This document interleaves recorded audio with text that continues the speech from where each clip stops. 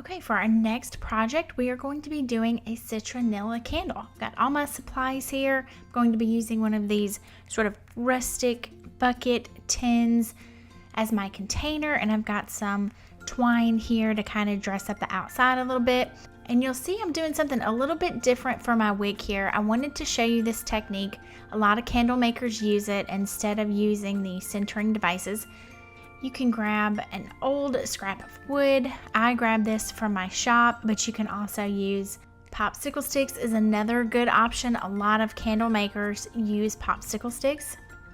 All you do is hot glue your wick inside your container, place the piece of wood or popsicle stick across the top, wrap your wick across the top, and then tape it down. That will secure it and keep it in place while you pour your wax. Before we pour our candle, I want to make sure that it doesn't leak out. I tried this before, and the first time I did it, it leaked everywhere. And the second time I tried it, I put some glue in the bottom around that rim, and it seemed to really help prevent leaking. And so I'm just going to apply some hot glue down here in this area. Doesn't need to be beautiful. I just really want to get it down in that rim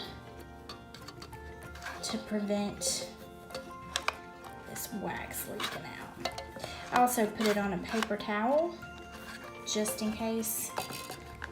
That really helped soak up any extra leakage.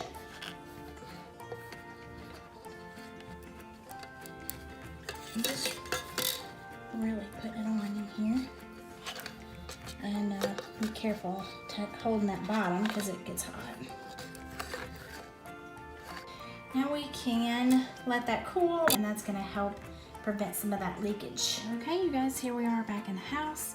Got my thermometer, I've got my wax going, and gonna keep an eye on it just like we did before and wait for it to reach temperature. We're putting a lot in this one, so I'm gonna have to add more wax as we go. So I'm using a smaller scooper. Hopefully that'll help it keep from falling out into the water. I want the wax falling in the water. So again, I'm gonna let it rise a little above 185 so that I don't lose that temperature and the transfer of going out to the shop. So once I get it to 185, I'm going to take it off and head out to the shop so we can add scent, color, and all that. And then, of course, we will wait for it to cool. So I'm going to keep checking the temp, and we will check back. Just kind of give it a little stir. I knew you were close. Let me get my oven mitt. Oh, where is it?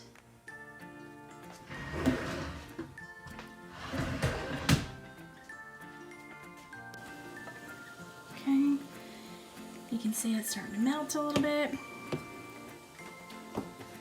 I'm gonna go ahead and add some more wax in here. I'm trying to be real careful so that it doesn't spill out.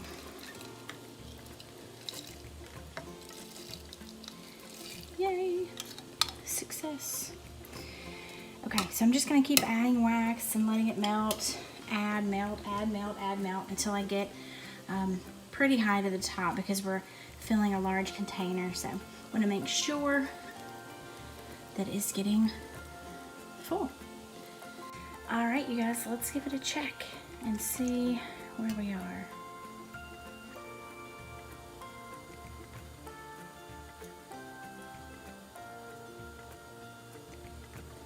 Okay, that's good.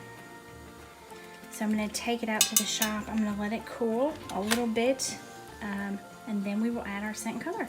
Here we go. And I'm going to go ahead and add my scent and my dyeing. Get it off at the bottom here.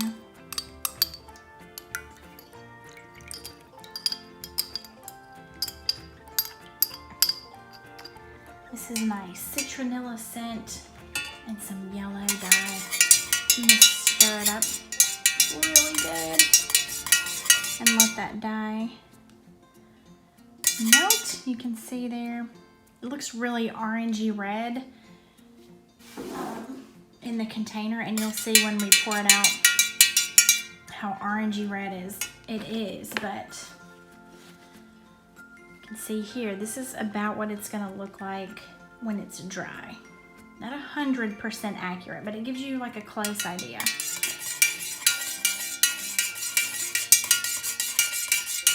Okay, now I'm gonna let that cool to 120. You can see over here, I had an issue with not having my wick holders because they are still on the sprinkle candle, holding those in place while it cools. So I just grabbed a little piece of wood here and taped the wick to the top. Now you can use this method with, you know, popsicle sticks, silverware, anything you can use to lay flat across the top here, and then tape that wick too so that it doesn't move out of place. Now I also added a little like rustic string to the front just to give it a little extra something. And I used my hot glue gun to adhere it in place. I didn't want it sliding all around there. So I'm gonna let this cool. It's still way too hot. Probably where are we at here? Yeah, we're still in the 150s, 160s. So we got a ways to go to cool.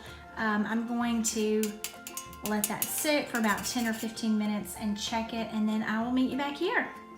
Okay, you guys, so we've got this cooled to a 125. So I'm gonna go ahead and just pour this all in. Ooh, look at that nice color. It's a little bit more. Okay, and here is our finished citronella candle. I have let this sit overnight, and you can see it's got a nice clean finished surface, and it has come out to a nice yellowy orange color. So it has just dried and hardened beautifully. Now I'm gonna let it sit for a couple of weeks, and it's actually winter time here right now, so I actually might let it sit for a few months before I actually burn this one, because I won't need it for the mosquitoes until like March or April. So it may be a while before I actually burn this one, but you can see it has come out really, really nice, and it already has a really nice scent. I can smell the citronella coming off of it here just when I get close to it. Thank you so much for watching this video. I hope it was helpful, and I hope you got a lot of good tips for making your own citronella candles. It's going to be a really, really handy craft in the summertime.